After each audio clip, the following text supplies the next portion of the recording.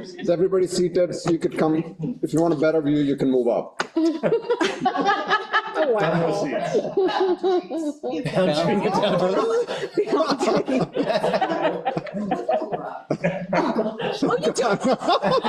just woke up from a nap and my alarm said, oh, you're for the union, and I'm like, That's so good. Welcome. Don't feel bad about I that. assume you will be leading us in tonight's flag salute. I assume you guys will be leading us in tonight's flag salute. sure, let's do it. That's amazing. All right. Always willing to jump in. And then we This get is to what ask we love about you guys. So nice. So how was your summer? Okay. I'd like to call this meeting to order in open session. Welcome. Welcome to this evening's hybrid Board of Trustees meeting being held both in person and virtually. This meeting has been made accessible to members of the public on the link at Moreland School District's website and on Diligent. Any person who requires accommodation to access this meeting has been asked to contact the superintendent's office within 24 hours of this meeting. This meeting is being recorded and may be published online at a later date. All right. Having said that, let's start with the flag salute.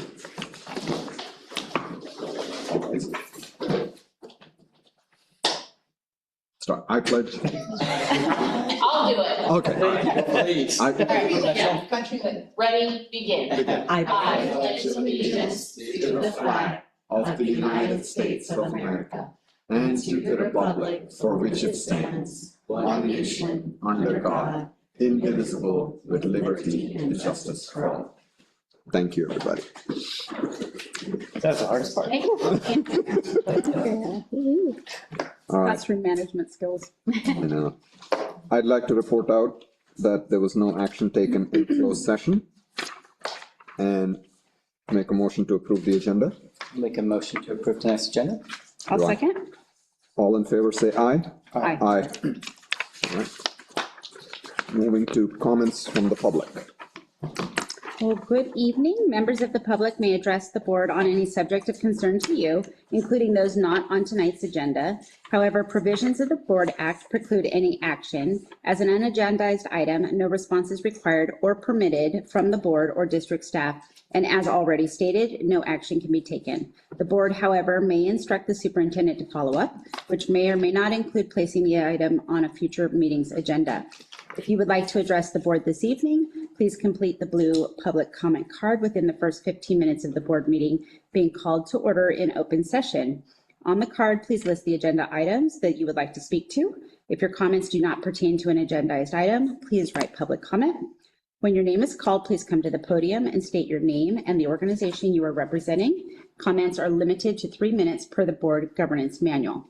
Do we have any public comment this evening? Thank you. Thank you.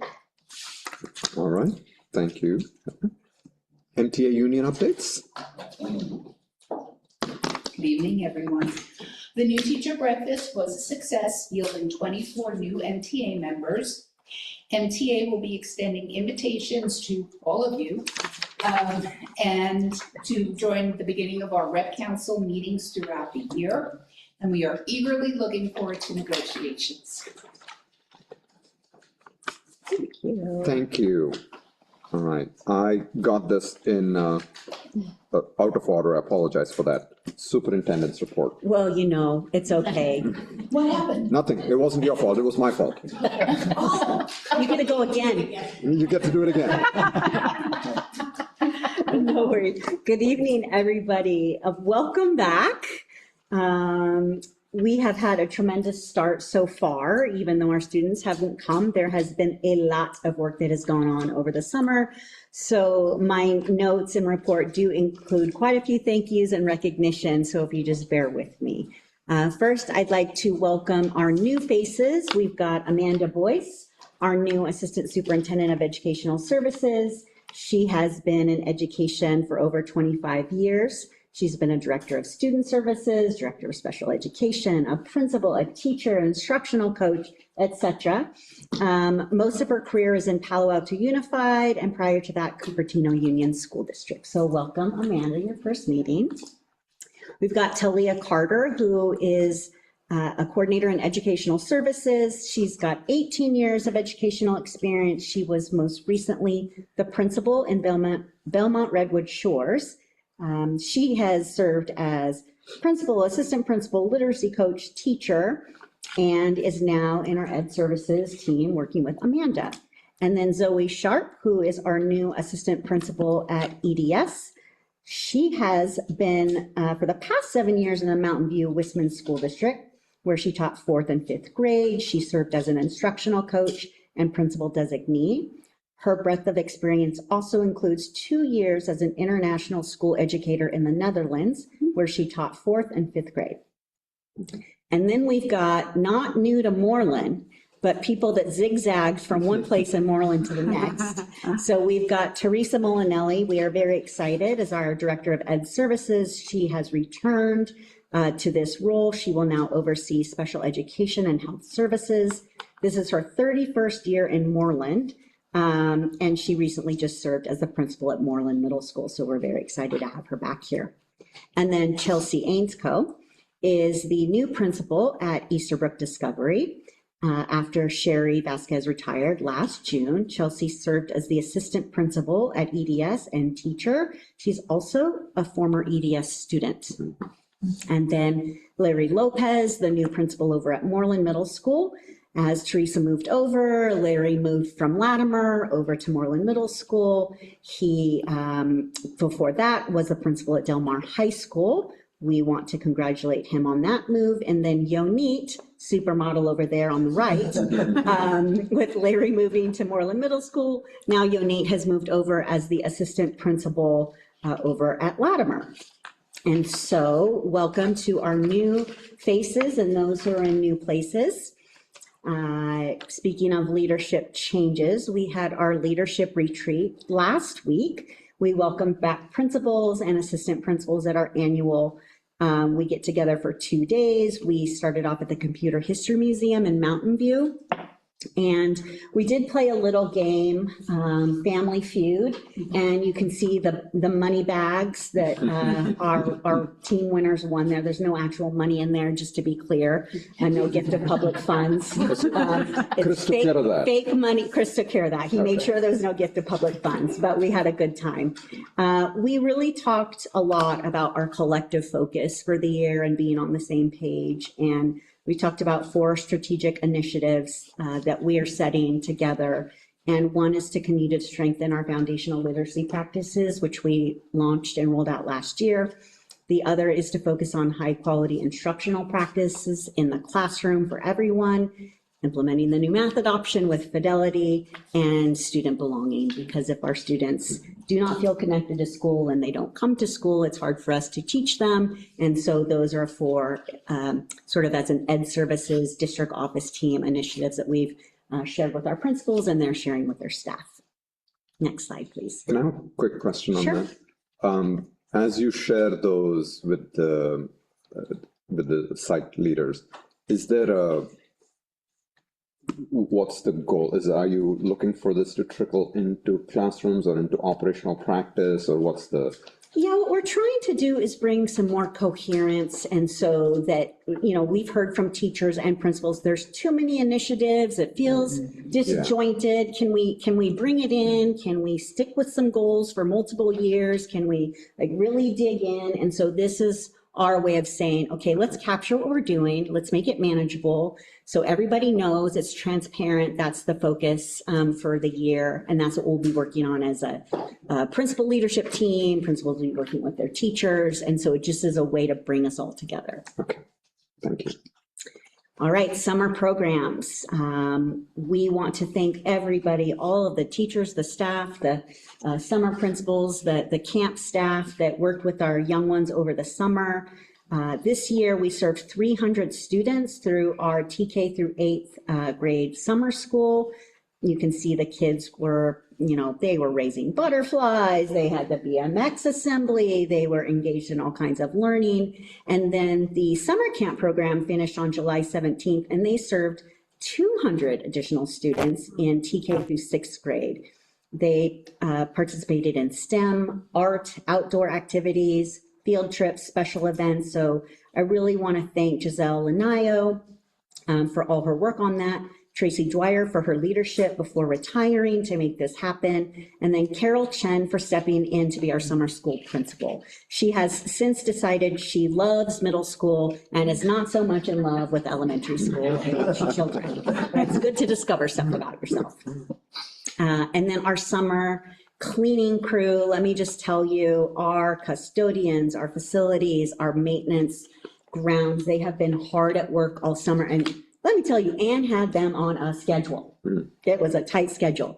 But what you see here are new carpets and flooring in a TK classroom. I believe that's over at Anderson. We've had the floors shine. I don't know if you can see them, but there's some shine down in the middle picture on the bottom.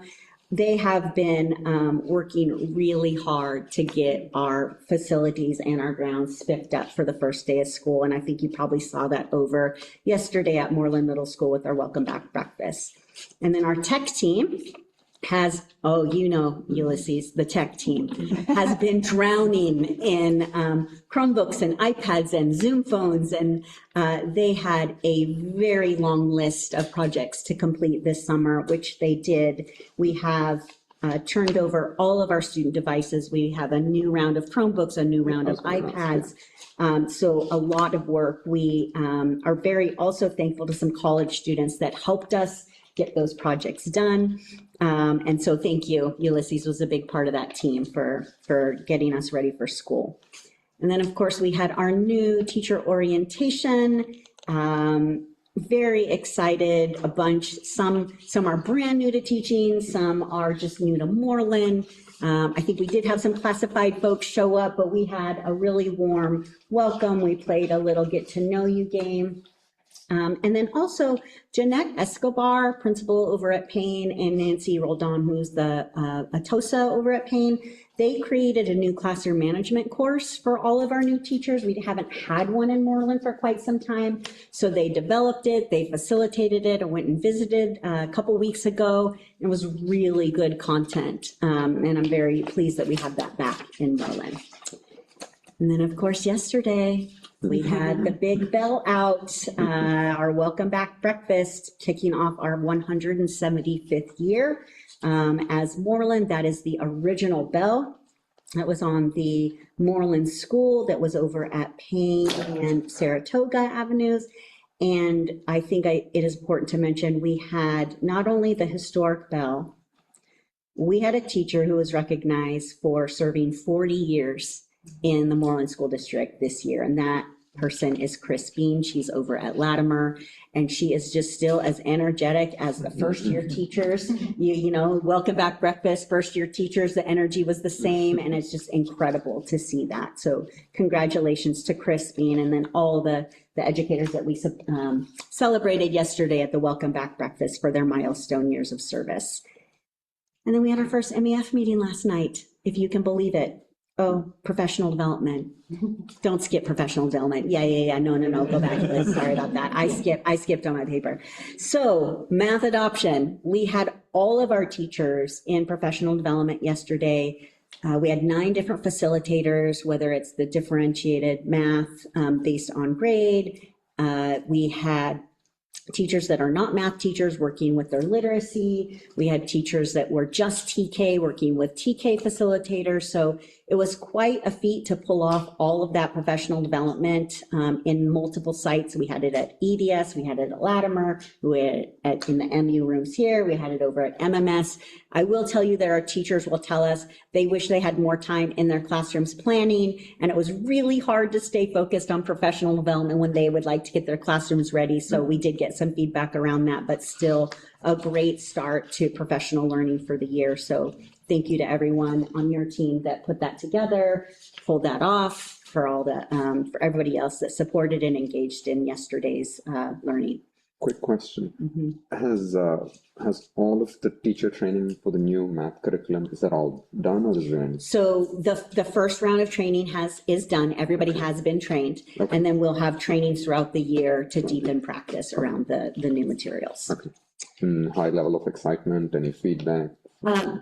It depends on the facilitator, to be honest. So the curriculum associates comes with their math program. They've got different facilitators. Some are better than others. People like the math program. Again, I think teachers would prefer to spend more time in their classrooms getting ready, putting up their bulletin boards, getting their class lists ready, all of those sorts of things. So overall, very positive, like 80% of the feedback was very positive. But the one piece of feedback was, can we please be in our classrooms? We need more time in our classrooms. And then we did have our first MEF meeting last night. So that came quickly. It was a full house. All schools were represented. And believe it or not, they're planning for the pumpkin patch. So we've got those dates. I'm telling you, I walked into Safeway a couple weeks ago, it was already Halloween. And once it's Halloween, you know what I say? It's Christmas. It goes by really fast in a school year. And then we are going to be launching our AI task force this year. We have had much more excitement than we have space to include on a task force. We've had over 60 parents wanting to be on that committee. We had several teachers, classified staff. We had a couple students. We are still recruiting more students because we'd like to have a mixture of family, staff, and students, about a third. We really want student voice to be front and center in this task force as we think about, guiding principles and our core values around how to enter into this space where you're using AI in a K-8 education, using it ethically, making sure that we're using it with integrity, that we're being really smart about it. And so we will develop through this task force a framework that will be phase 1. And then in phase 2, we will have a group of teacher leaders that we will recruit to engage in professional learning so they can kind of be out front teacher leaders in this space with professional development. And we're partnering with Stanford Graduate School of Education around that and Challenge Success. So more to come on that. We're finalizing the task force. But you are probably going to hear from families that did not make it onto the committee because we can only have about 10 of them, and there was 60. So lots of interest. And what's the makeup of the students? Are you focusing more on higher grades just from a? The recommendation was that we have 7th and 8th graders. Okay. So those that are still going to be with us in the following year, right. But then those that are going off into high school. Okay. And so we really want to have a good 7, 8, 9 students on the committee that can join us and be part of this conversation. Okay. Additionally, we will have virtual focus groups for families, for staff, and for students. So if you're not on the committee, there's still an opportunity to make sure your voice is heard. Those dates have not been set, but that will be part of the process to just get feedback and do that engagement. And then from a timing perspective, what are you looking at? Phase 1, phase 1 would be completed by the end of January. Okay. And then in the spring, we would start phase 2. Okay. We don't have a policy around AI currently. Yeah. We don't have a framework or guiding principles. Some teachers use it, some teachers don't. Some kids are trying to use it, and teachers are discouraging that in certain ways, but we know that AI is here, and we want to make sure our students are being critical thinkers and they understand how to use it in ways that promote learning and are ethical. And so we want to go slow so that we can eventually go fast. Does the state have any laws or guidelines, regulations? There are guidelines, but they're more geared towards high school and college. Oh. And so this K-8 space is relatively new. There are surrounding districts that are engaging in the conversation. And believe it or not, even though it feels like we're behind, we're actually ahead. We are not behind in this conversation. So it's just now right in time. And I'm very, very excited about what this will bring and the conversations that we'll have. And the learning. And then the benefit to potentially have like students, high school students, seniors or so, who kind of have that that past framework. I in do mind? think I'd like to invite them to the focus group. Right. So they're not a part of the task force, which is, us, but to be able to invite them to the Zoom so that they can give feedback, because we want to capture student voice in this to really inform our decisions. Obviously, we'll be capturing educator voice and parent voice and all that, but we want to have a student-centered decision-making process because this is for them. And so that's our approach with the task force. Are you able to get some support from the industry, like from Anthropic or? I have not asked for any direct support. Okay. But let me tell you, out of those 60 parents, how many of them work in Apple? They're working in tech. Yes. They're in the industry and they would like to be on the committee. So I'm reading those very carefully. We want to make sure that all of our schools are represented, whether it be from educators, students, families. We will have some community members that are not current families, but live in the community and care a lot about Moreland and our friends of Moreland. We want it to be representative of our community. And we want to make sure that we're not being sold anything in these meetings. This is really not about products that are out there. This is about developing our own AI literacy, making sure we really all agree on our values and the direction that we go. Okay.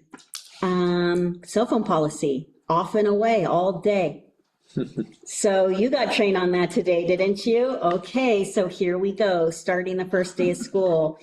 Not just cell phones, but personal electronic devices. So those smartwatches, those earbuds. I don't know how many of our students have smart glasses, but I hear they're coming, and they may be here. So we're saying all of those personal devices have to be off and away in your backpack. They're not supposed to be on your person. You're not allowed to use them at the snack break or the lunch break or during passing periods. And so we're being very strict about how we handle that with our discipline in terms of confiscating those phones and putting them in the office and having conferences with parents if it continues and such. So we'll also have an internal smaller committee. Ed Service is going to be working with our teachers and our principals around the implementation of this to get their feedback around how's it going? How much of a disciplinary problem is this? Creating a whole other layer of discipline? What's that like? Are we able to manage this? Do we need to go further? Is this working just the way it is? And so that committee will be giving me feedback so that I can draft an administrative regulation that I would then, bring to you all for, you don't approve it necessarily because it's an administrative regulation, but I want to make sure we're really transparent with our public about how we're handling this. Excellent. And then fields. Look at this beautiful graphic. So Measure M, as you know, is we've got 3 phases to the bond project. So we have finished phase 1. That was mostly our HVACs and our infrastructure and some of the electrical and the stuff that roofing people don't see. And it really matters, but it's not the fun, exciting projects like a new field or a new track. And so that's where we are right now. So we're going to start with Anderson this fall. They already did get a new field in phase 1. That was one of the first projects, but they have an area in their campus that they call the desert, where it's dirt and weeds and the kids, it's not a very nice place for kids to play. You either can go there or you can go on the soccer field. And if you're not a soccer player and you sit in the field, you're just getting bonked with the ball. So we're trying to make a nice space for kids to be able to play out on the Anderson playground. So that project will start and end this fall.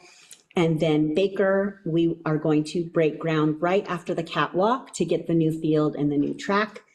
So that will happen. That'll be complete probably by the end of the school year.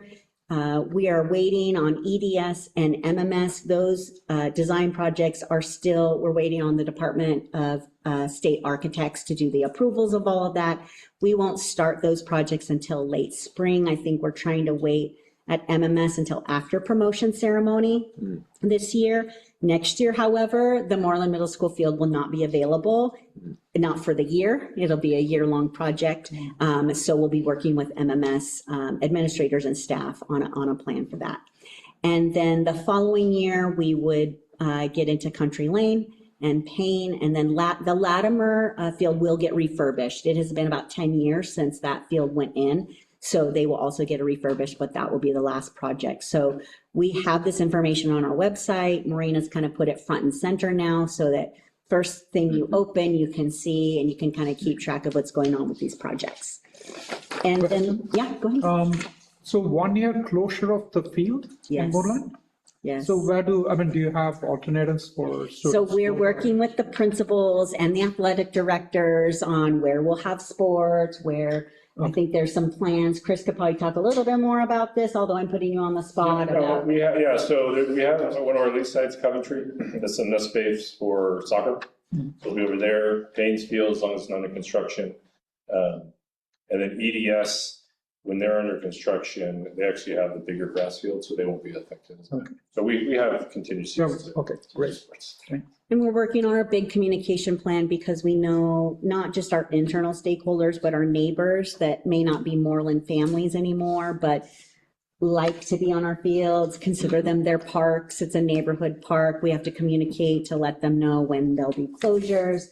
We'll be putting up signs, your tax dollars at work, so people understand that, you know, what it's going towards. But we have a big plan for communication so that everyone stays apprised of what's happening. We do plan on having a community meeting at each site so that people are aware of what's happening. They can ask questions and such. So we're not there yet because we will not break ground. Our big project at Baker, we won't even start that until the end of October, beginning of November. So we've got a little bit of time. And then after that, EDS and MMS wouldn't even happen till very late spring or early summer. So we've got a little bit of time. And then the last thing I have is our back to school nights.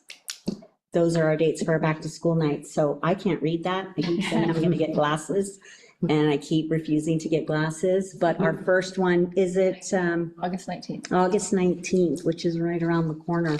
Those are also on our website. If you are interested, I know you all will come. All of our cabinet members will be at those, taking turns going to those as well. And so here we go. First day of school is Thursday, and ready or not, they are coming, and it is already an exciting year. So thank you. I know that was a lot to go over. But a lot to kick off an exciting school year.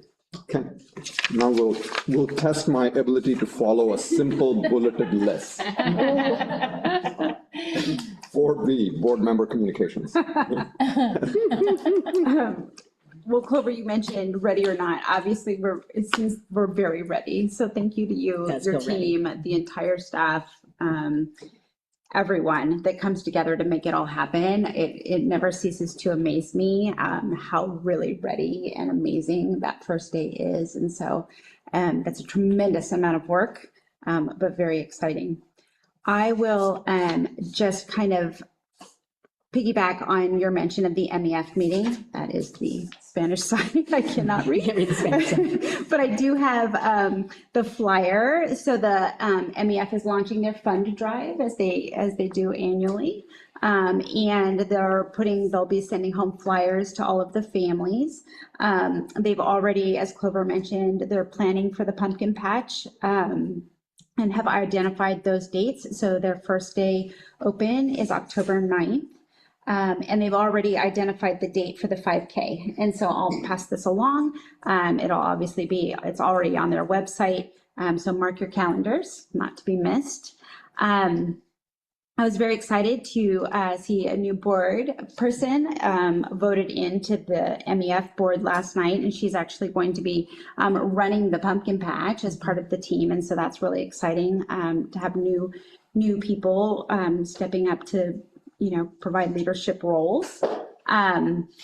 They are still seeking leadership, though. They are still seeking participants, board members. They are still in need of a president. And so if you know folks, certainly push them that way because it's a terrific opportunity to support the district. They are, as I said, launching their fund drive. They've done a lot of work. Eric has done a lot of work updating their website.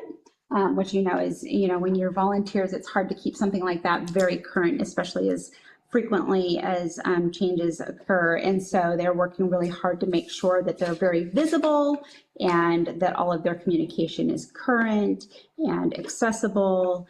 And so just I'm just always so impressed with how people step forward, and this group is tremendous. As you mentioned, it was a full room, so that's a terrific start to the school year. I'll pass this around, and I will continue to keep you posted on if you have any questions. Thank you. So Heather, I would second Heather on the great start this week, and thank you for inviting me as well. And I had a fun time. Especially, I didn't know the history enough. Love the bell out there, and actually, I posted on LinkedIn. I'm proud to be part of this historic school district. So,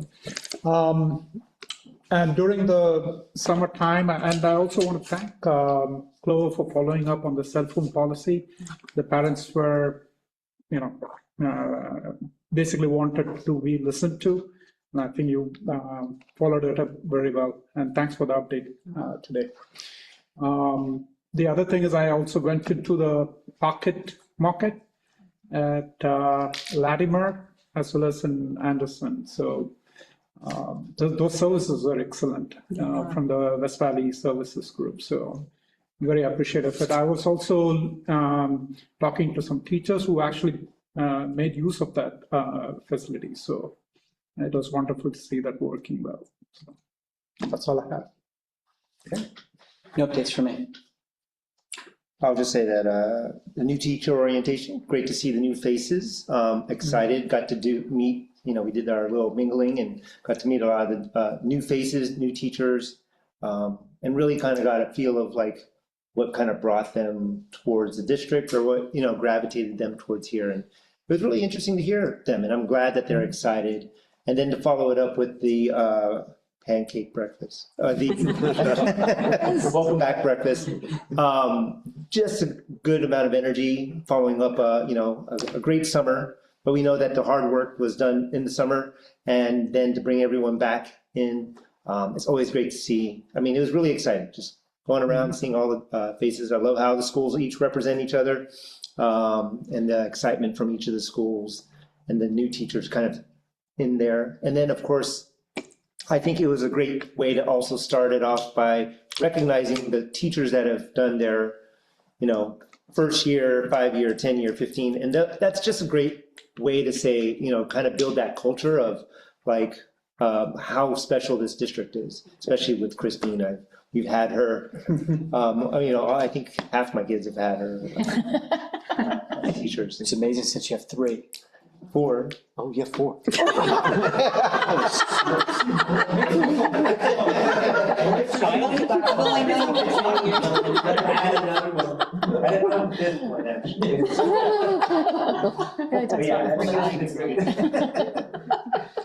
just great. It's a great way to start off the year. All the new faces and welcome. So really excited. Really excited. Awesome. Thank you. I just want to, 2 things. One was the new teacher orientation. I attended that, had an opportunity to talk to both some teachers for whom it was their first time. They were so nervous. It's like, what am I getting into? And then there were other teachers who've been in other districts, who've come here. Everybody's journey is different, but I mean, it's always exciting to kind of see that new energy there. And then the welcome back breakfast. I was actually humbled that I get to kick it off. I did not expect that. So it was a We like to throw people in. Yeah, I'm like, oh my God. But that was, thank you. You did a great job. Great job. You did a really But good job. it was what a way to kind of highlight the Moreland family ethos that we have here. Just like everybody is so excited to be there. That's about it. Just excited for 2026. All right, thank you. Moving on to the discussion items, 6A is approving the contract for therapeutic development. Good evening, board. And first, I just wanted to say how excited I am to be here and thank you for your warm welcome during this transition. So tonight we actually have 3 action items, all related to special education. So our first one on the agenda tonight is to renew our contract with Therapeutic Development, who provides occupational therapy services for students who have those services on their individualized education plans. The district pays an hourly rate of $160 per hour, not to exceed 3,100 hours this school year, but we will only pay for services rendered, so we might not use the entire amount in the blanket PO. So again, just asking for the board's approval to renew this contract for the 26-27 school year. Any questions from the board? I do want to raise that there are a couple of minor corrections that are required. Apart from that, I am okay with it. Approve. Any other questions? No questions. All right. And is there anything materially different from last year's contract to this year's contract? I believe it's a $15 differential per hour, but from the historical context I received, the prices go up each year, so about a $15 difference per hour. Okay. If there are no other questions, do I have a motion for approval? I'll move to approve. I'll second it. All right, thank you. All in favor, say aye. Aye. Thank you. So moved. Moving to item 6B, approve Adroit Advanced Technologies Incorporated contract amendment.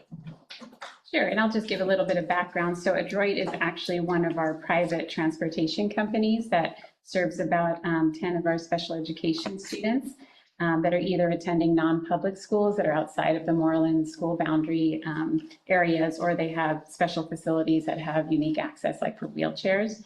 So, last year we had about an approval about $270,000 for these services, but we received a final bill in July that was about $7,000, and so the request for the board is to approve the additional $7,000 to cover expenses from last school year. Okay. Any questions from the board? All right. I'll move to approve. Thank you. Do I have a second? I'll second. All right, all in favor, say aye. Aye. So moved. Moving to 6C, approve contract for Pacific Autism Center for Education. Sure. So this year we have 7 special education students that are attending non-public schools as part of their offer of free and appropriate education. So the expenses for 4 of our students is included in our consent items tonight, but I'd like to ask the board's approval to renew 3 student contracts for them to continue attendance at Pacific Autism Center for the 26-27 school year. So it's 3 continuing and 1 new. No, so all 7 students are continuing, but 4 of the costs are in consent, and then this is the approval for the 3 that are attending Pacific Autism Center, but they're all continuing from last year. Okay. And did we have any students actually drop off from last year to this year? I did not hear that we did. I heard that we had 7 that are continuing. We'd have the 8th graders that moved on, so Oh, there yeah. was, I don't know the number, but Yeah, no, I was there was just a curious. few. If it's a net new, or if it's actually a decrease in total. It's probably a slight decrease actually for this year until we see.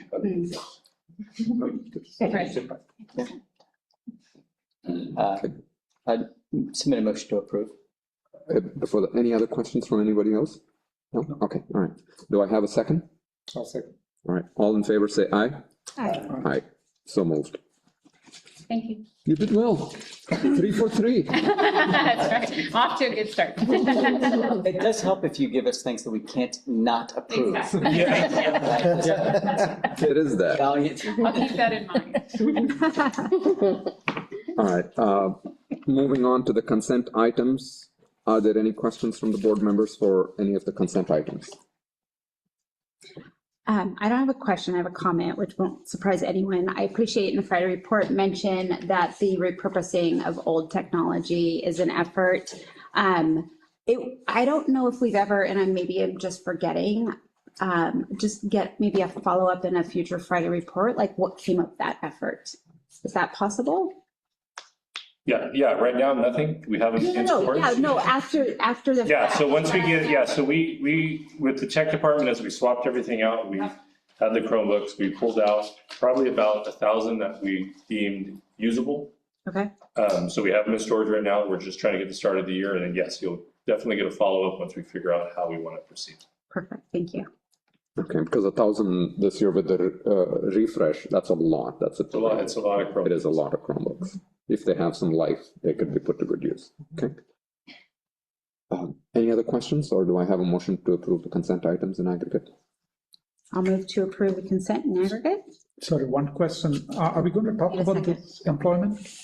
I'm sorry. The new employees, transfer workers, all those things. There was an attachment to it.